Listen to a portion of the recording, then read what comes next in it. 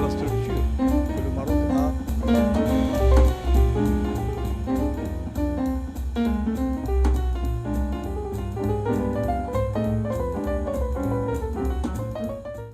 Il y a trois raisons principales qui poussent aujourd'hui les investisseurs et le Maroc à accueillir ces investisseurs. Il y a d'abord la stabilité politique et Dieu sait comment aujourd'hui beaucoup de pays connaissent des troubles. Et en notre pays, le Maroc est une stabilité politique depuis des siècles et des siècles. Il y a la question aussi de la position géostratégique.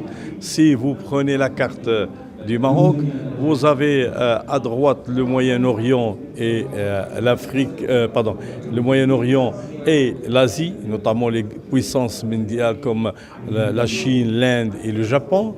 Vous avez à gauche tous les États-Unis, la Chine, et l'Amérique latine. Et puis vous avez l'Afrique, parce que le Maroc est un pays africain. Et comme j'ai dit tout à l'heure, le Maroc est un pays comme un arbre.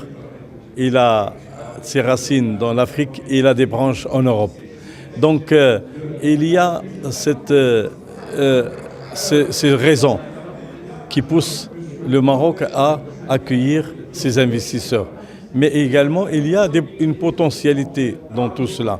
Les potentialités, comme j'ai dit, à part la stabilité politique et la position géostratégique, c'est l'infrastructure que le Maroc a préparée pendant ces 15 dernières années. Et aujourd'hui, nous avons sur tous les niveaux des études et des feuilles de route, des stratégies bien claires. Nous avons, par exemple, pour le secteur de l'industrie, le plan émergence, qui a déterminé les métiers du monde dans le secteur de l'industrie.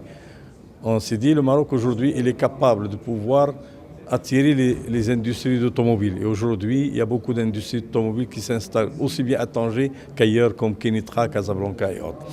Aujourd'hui, l'aéronautique, le secteur de l'aviation, de l'aéronautique, est un secteur qui se développe d'une manière très importante, de manière à ce que déjà les grands sociétés comme Airbus y sont implantées, mais nous avons l'année dernière, en 2013, signé un contrat avec le géant Bombardier de Canada, qui est dans le secteur de l'aéronautique.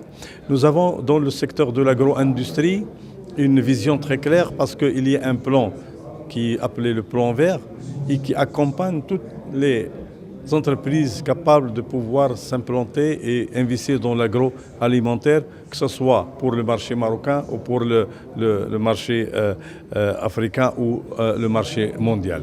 Nous avons également un plan qui est clair sur le tourisme. Et donc, pour les investisseurs qui viennent, ils ont des structures, ils ont une vision claire, aussi en matière d'encouragement, de terrain, d'assistance, parce qu'il y a une vision pour le développement de l'année 2020 du tourisme marocain à travers une stratégie, à travers une feuille de route capable de donner des chiffres bien précis sur ce secteur. En matière également de technologies nouvelles et de la nouvelle technologie de la communication, il y a un plan qui s'appelle le Maroc numérique et qui donne des avantages pour les entreprises qui souhaitent s'implanter dans ce secteur. Prenons par exemple un exemple dans ce domaine et l'exemple de Tanger-Free Zone, qui est une zone franche qui a démarré en 1999. Les premières entreprises sont installées vers l'année 2000. Et aujourd'hui, il compte plus de 500 entreprises dans les secteurs que j'ai cités. Il y a l'automobile, il y a l'aéronautique, le textile et l'habillement. Et toutes ces entreprises, et les services bien entendu, sont orientés vers l'export. C'est une zone extraterritoriale. Donc ce sont des opportunités vraiment réelles pour les entreprises marocaines et étrangères que le Maroc met aujourd'hui comme opportunité et comme avantage.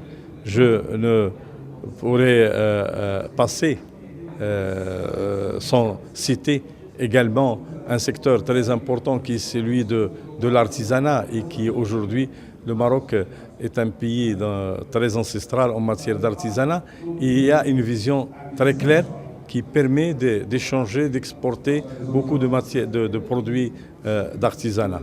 Et puis, comme vous le savez, le Maroc il avait toujours un secteur traditionnel qui est le secteur textile habillement. Et les grandes marques sont aujourd'hui fabriquées, que ce soit à Tanger et principalement à Casablanca.